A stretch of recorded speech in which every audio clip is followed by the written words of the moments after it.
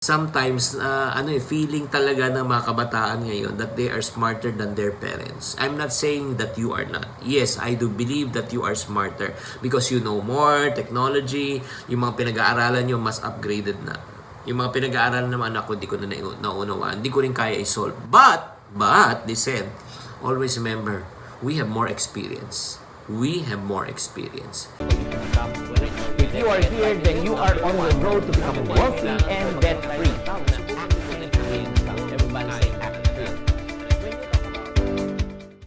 Hi there, this is Chinkee, also known as Mr. Chink Positive. Today we are going to talk about the topic 6 things that I will tell my 20-year-old self. Yes, yan ang pag-uusapan po natin. Kung 20 years old ako dati, ano yung sasabihin ko sa aking sarili? Pero bago natin pag-usapan yan, syempre naman don't forget to subscribe at my YouTube channel and click the bell button. Pag may bago tayong videos, ay mano-notify po kayo agad. Thank you very much for tuning in, and I just like to thank everyone who subscribed just now. 400,000 na po tayo. 400,000 na po tayo. Road to 500 na po tayo next. At syempre naman itong topic natin medyo pinag-isipan ko talaga to kasi yun nga, kung meron lang talaga akong time machine just like the Back to the Future ni Michael J. Fox, no, for that movie. Alam mo, I would like to go back to time and then tell my 20-year-old self these things. Kasi po, I always tell people na, yun nga, naririnig pa natin that experience daw is the best teacher. Yes, some people may subscribe to the idea, but I personally, I would subscribe to this idea. Learning from other people's mistakes and experiences is the best teacher. Diba? Meron nga kasabihan nga sa huli, parati ang pagsisisi. Marami siguro pinagsisihan ngayon na dapat kong ginawa dati pero hindi ko nagawa kasi nga hindi ko alam na dapat pala gawin. Nagigets nyo? Pag naguguluhan kayo, okay lang. Naguluhan din ako eh. Hindi, kailangan talaga, kung po pwede sana talaga, if I can turn back the hands of time, I will avoid doing this or I should be doing this. So right now, if you are a 20-year-old right now or 20s or 30s, I think this is the session for you. Don't tune out. You better tune in para hindi po masayang ang iyong oras. Number one po, I always tell people, or if I can tell my 20-year-old self, number one, know what you want first in life. I could not stress this point more than enough. Why? Alam mo, any young person that I meet nowadays, especially kung sila po sa high school or if not naman college, even my kids, 18, 14, and 16, yung isa parati sinasabi ko, ano ba talagang gusto mo sa buhay? Ano ba talagang purpose mo sa buhay?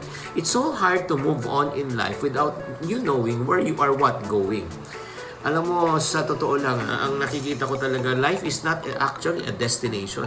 Life is all about a journey. But before you can go through the journey, you got to know where you are and where you want to go. Diba? Parang sa Waze, or let's say, kumuha ka ng, let's say, yung angkas or grab, diba? Kailangan i-input mo muna yung destination mo at i-input mo rin yung location mo. Destination mo and location mo. Hindi ka mahahanap, okay, hindi nila alam kung saan ka pupunta, hindi ka rin mahanap kung hindi mo rin saan ang point A mo, yung location mo. So, very important po yan na number one, bago pa tayo talaga magsipag, magtiyaga, maghanap ng trabaho, o pwede, kahit anong gawin mo, alamin mo muna kung anong gusto mo.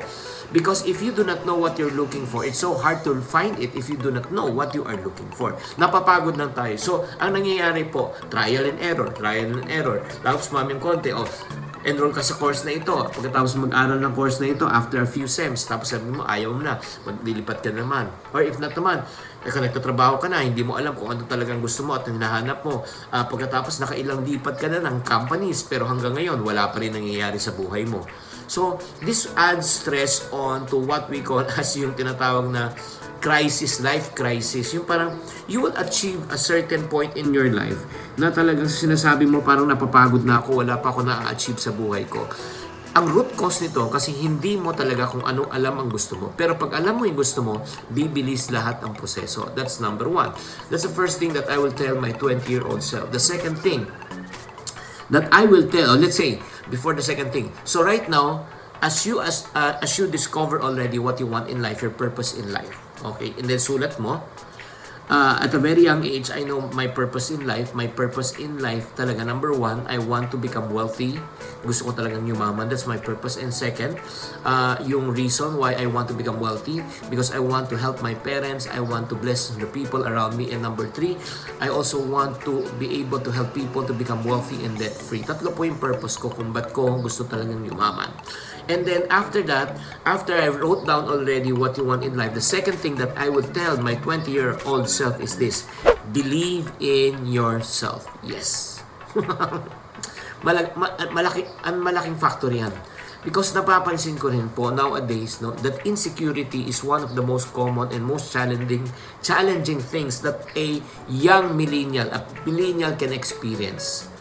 Oo, kasi yun nga, especially with the age of information and technology, marami ng social media, may makikita ka sa mga classmate mo na wala ka, may makikita mo sa mga dati mong batchmate na graduate na ngayon, established na, ikaw wala pa, nakikita mo sila maganda ng buhay, ikaw wala pa.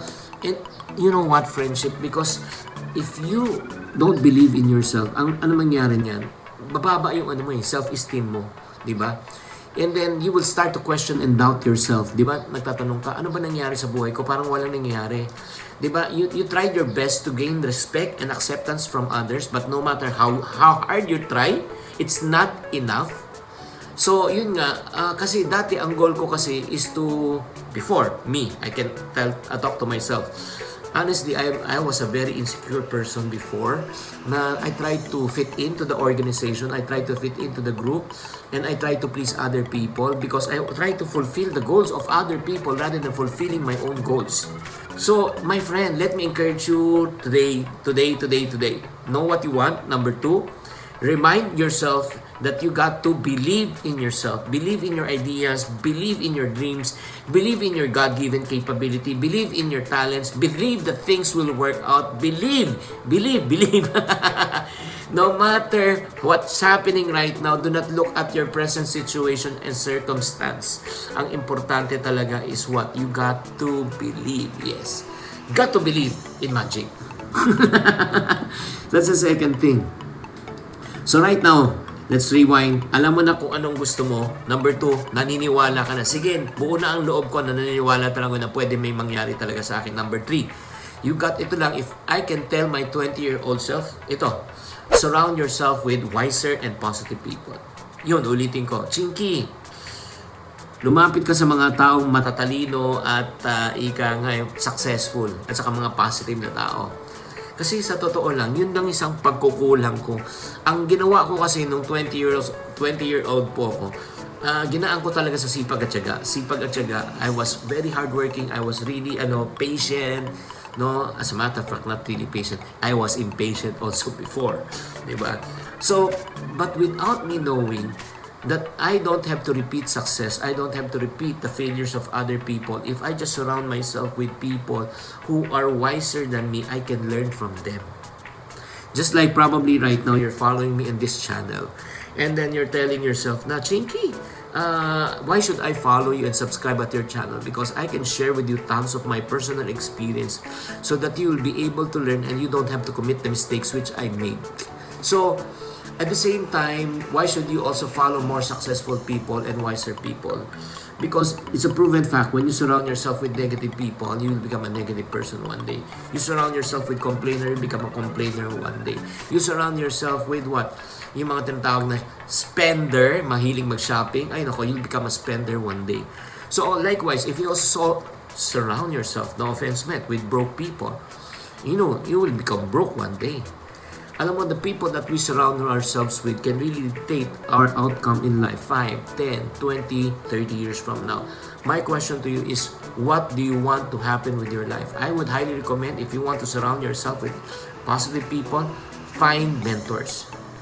I really wish that I had an access to a good mentor when I was in the early 20s. Most of the time, during that time, I was trying to learn it on my own. So unlike right now, there's a lot of opportunities and choices, especially in social media. Rather than entertaining yourselves, manonood ka lang ng mga funny jokes, at the same time, mga funny, okay lang naman to entertain yourself from time to time. But I hope that you will bring substance and meaning to your life. na talagang find mentors na talagang makaka-guide sa'yo. Like for example, sa finances, I can mentor you. Success, I can mentor you. Business, I can mentor you. I can coach you. Diba? So, I would highly recommend na talagang find mentors na talagang that you really look up to, that you want to follow. Seek mentors that can really guide you in your career, in your plans, in your projects, in life. Let's go to number 4. Fourth thing that I will tell my 20-year-old self, and I hope you're still here. Okay, sayang kasi kung minis out mo to. As a matter of fact, alam mo ba, people pay me to do this type of sessions. But right now, in YouTube, this is for free. Diba? Fourth thing that I will tell my old self is this. Work hard and work smart. Yes. Kasi sa totoo lang, ito yung na-realize ko rin. Diba? Hindi lahat makukuha mo sa sipag at tiyaga. Kailangan din, may ano ka rin, karunungan at may diskarte ka. Diba? So, challenging to. Ito lang, challenging to lalo na sa mga kabataan. Again, I have kids, I have teenagers. Sometimes, feeling talaga ng mga kabataan ngayon that they are smarter than their parents. I'm not saying that you are not. Yes, I do believe that you are smarter because you know more, technology, yung mga pinag-aaralan nyo mas upgraded na. Yung mga pinag-aaralan naman ako, hindi ko na naunawaan. Hindi ko rin kaya i-solve. But, listen, always remember, we have more experience. We have more experience. That's the reason why I want you to really find ways na ito. You want to become successful? Do not only focus on the result, but you focus on the process. Focus on the process. Because a lot of people want to eat the cake, but only a few people want to learn the process of baking a cake. Yun. Because yun nga ang problema. A lot of people, di ba? If you want to eat the cake, diba? Once you finish the cake, what will happen? You need money to buy more cakes. But if you know how to bake a cake, you will never run out of cakes. Yes. So, very important po ako para sinasabi ko, hindi mo lang pwede makuha sa sipag at tiyaga. Kailangan meron kang karunungan at meron kang discard. You got to also work smart. Let's go to number 5. Grabe, no? Okay, yes, super exciting na ito. Fourth thing that I will tell my old self also is what? Try out many things. Never be afraid to fail. Yes. The reason why you're not trying out, you're not taking risks, is because you are afraid. You have fear in your life. As young as you are, now Chinkee, believe me, diba? Never be afraid to try. Never be afraid to take risks. Okay, when you take risks, be wise and take calculated risks and ask from your mentors and coaches. There's only one question that you should always keep in your mind is to ask yourself this important question when you take risks. Okay, a 20-year-old, once you make a mistake, once this did not work, is it still reversible? Is it still reversible? Can you recover from that mistake? Take it if you know that you can recover. Take it. Take the risk. Take the plunge. Why? Because, number 1, you still have time, you still have energy to recover from a temporary mistake. But, okay, listen, 20-year-old, if you took this risk, or take that risk, and then it will change the course of your life, and mahirapan ka na mag-recover, think before you take it. Okay?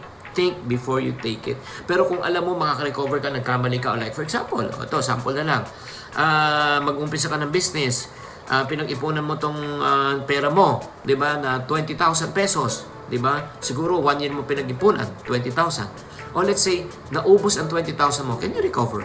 Yes, 20,000, kikitain mo ulit 'yun. Or let's say 200,000, 20-year-old ka. It took you probably 5 years to 10 years before you save it. When you take the risk, nalugi ka, makaka-recover ka? Yes, pero masakit because that's a lot of time. So, if you want to take risk, take calculated risk that you can afford, risk that is reversible.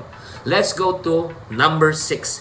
Sixth thing that I can tell my 20-year-old self, kung I can only bring back the hands of time, ito talaga father time or mother time or brother time or sister time, talaga ito. Huwag nyo sana kalimutan nyo na yun 1 to 5 ko, pero huwag nyo na kalimutan tong number 6. Number 6, Chinkee. invest at a young age. Yun po. Yun yung one of the biggest regret that I'm invested but I wasn't able to invest enough. Yun. I wasn't able to invest smartly at a very young age. Obviously, I do not know any better during that time. As I mentioned earlier, alam mo yung I was so aggressive in creating businesses, and then I was busy in making sales, pero nakalimutan ko yung factor ng pag-i-invest. And not only that, because during that time, wala rin pang mga investment opportunities just like right now. Wala pa yung tinatawag na mutual fund, wala pa yung UITF, di ba? So ang nandun lang before was stock market and real estate. Present na po nung panahon ko. Pero during that time, when you talk about stock market and real estate, you need a lot of what? Money. Yun ang problema. So, unlike right now, sa mutual fund, UITF, no, you can already start with 5,000 pesos, 20,000 pesos. Pwede ka na mag-umpisa. During the time, 5,000, 20,000 will not bring you anywhere. But right now, let me encourage you, young people, learn how to invest. Do you know? Ito, listen. Meron ako isang kaibigan na talagang he started to invest, okay, when he was actually in his early 20s. Pero the one who started him in this type of investment was his parents, his father. Basically, nag-invest siya sa isang stock, okay? Sa isang stock. It started with one stock. And yung stock po niya ay more or less, binili sa kanya more or less piso. Piso po yung stock na binili. So they bought a lot of shares. Parang na rin, binigay na rin as birthday gift sa anak niya. So to cut the long story short, yung 1 peso na stock po, umangat po na naging 50 pesos. 50 pesos. So it multiplied 50 times. To cut the long story short, ang tanong, ilang piso o ilang shares ang binili? Ang binili ng parents niya during that time for him is what? 100,000 shares. 100,000 shares. 100,000 pesos ang binigay sa kanya bilang sigurong gift. Tapos, naging 50. Naging 50 po yung kanyang shares. No? Naging yung value per share. So, times 50 po natin, magkano po? Nagkaroon siya ng 5 million pesos. 5 million. From 100,000, naging 5 million because yung piso naging 50 po yung value ng shares. In a matter of how long? 10 years. 10 years. So imagine mo, nabigyan siya ng pamana agad, no? With 100,000 pesos or 100,000 shares, pero yung value is 5 million already. So that happened in the stock market. So the question is right now, Chinkee, okay, maganda itong sinabi mo, itong 6 things na ito. First, know what you want. Number 2, believe in yourself. Number 3, surround yourself with wiser people. Number 4 is what? Work hard. Not only work hard, but also work smart. Number 5, try out many what? Things. And number 6 po, invest at a very young age. And the question is this, Chinkee, paano ba mag-invest sa stock market? Interesado ko. I want to learn. I want to be able to also put my hard-earned money in order for it to grow so that I won't regret when I'm already 40 and 50. And if you say you want to invest in the stock market but you do not know how, let me encourage you. Let me help you and guide you. I created a special course and session called a Stock Market for Everyone. Stock Market for Everyone or Stock Market 101. So kung gusto nyo talaga matuto kung paano mag-invest stock market, paano mag-open ng account, paano mag-choose ng stocks, how does it work? And good news po, even if you're an OFW, do you know that you can also learn how to invest in the stock market and trade in the stock market even while you're still abroad? I will also teach you how to do that. If you are interested, I have a special online course. When you say online course, you can watch this anytime, anywhere, any place for 1 whole year. Pwede nyo pa-replay. Yun, i-master nyo po. And another good news is I have invited my special friend. Okay.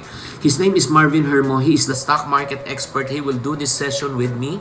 And if ever, okay, if you are interested, do you know, if you want to attend a session just like that, alam mo magkano investment mo? You will invest at least 5,000 to 10,000 pesos. Not only that, you have to come here physically in a room to travel, and then you have to come and learn. The good news is this: we made it so convenient. It's an online course. You can watch this anytime for 1 whole year. And you don't have to invest 10,000. You don't have to invest 5,000. You don't have even to invest 1,000 pesos. So magkano niyan? It's only 799. Amazing. It's 799 pesos.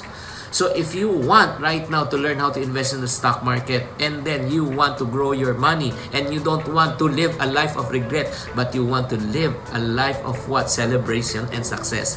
This is the session for you. All you need to do is just type the word called stock market. Type the word called stock market inside your comment box. I will send you a link so that you'll be able to enroll and register and be part of this session. I hope to see you in that session, and I hope that you will live a life of what? Celebration, and you will not live a life of regret. Enroll right now. Type the word stock market. Thank you for watching. If you want to keep on growing and to stay inspired, subscribe and hit the bell button to get notified. Always think positive.